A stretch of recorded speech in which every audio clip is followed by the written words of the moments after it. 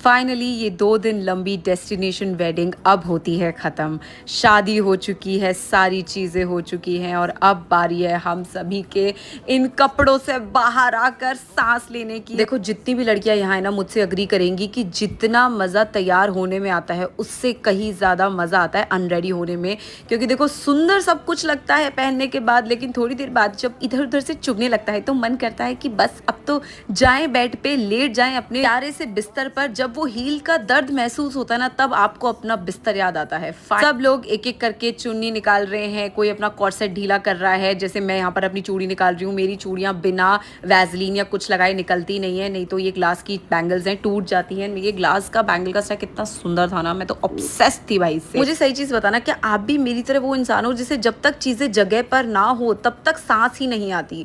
मतलब मेरे को हर चीज जहां से मैंने ली थी वहीं रखनी है, वरना मैं पागल हो जाऊंगी। चुन्नी इंस्टेंटली समेटनी है, अगर मेरा लहंगा मैं निकालूंगी तो उसको उसी जगह पे रखूंगी, उसी पैकेट पे रखूंगी जहां पर मैंने रखा था। और अब आता है सबसे जरूरी पार्ट, मेकअप निकाल के स्किन को क्लीन करने का। क्योंकि ये मेकअप हमने पूरे दिन पहना था, इतनी स्वेट में पहना था, बट अभी भी वैसा का वैसा है। अगर मेकअप कर रहे हो और सीधा मेकअप भरे फेस को लेकर फेस वॉश करने लग जाओ तो ये सबसे बड़ी गलती है आपकी। सबसे पहले प्लीज अपने फेस को डबल क्लेंस करो। चाहे आप ऑयल क्लेंजिंग करो, चाहे आप माइसेलर वाटर से करो। सो फॉर एग्जांपल मैं माइसेलर वाटर से करती हूँ, बट जिससे भी करो एक बार पहले मेकअप अच्छे से निकालो, लेंस निकालो, मस्कारा निकालो, उसके बाद ही फेस वॉश करने जाना। और अगर आपके कान के छेद से भी ऐसे खून आने लग जाता है after wearing like very heavy earrings, तो प्लीज छोटे इयररिंग्स ही पहने, क्योंकि ये एक बार कान पक गया ना तो बहुत दर्द करता है। धीरे धीरे एक एक करके जब पिन निकलती है ना बालों में से, ओहो क्या सेटिस्फाइंग फीलिंग आती है। मतलब ये तो हर लड़की जानती होगी कि एक बड़े इवेंट के बाद में जब ऐसे बाल बिखरते हैं और उसको एकदम आगे करके मसाज करने को मिलता है तो क्या ही मजा आता है। इतनी भयंकर मैस हो रखी थी, मैं तो बस 2 मिनट तक अपने बालों में मसाज करी थी क्योंकि मेरे को चैन पड़ रहा था।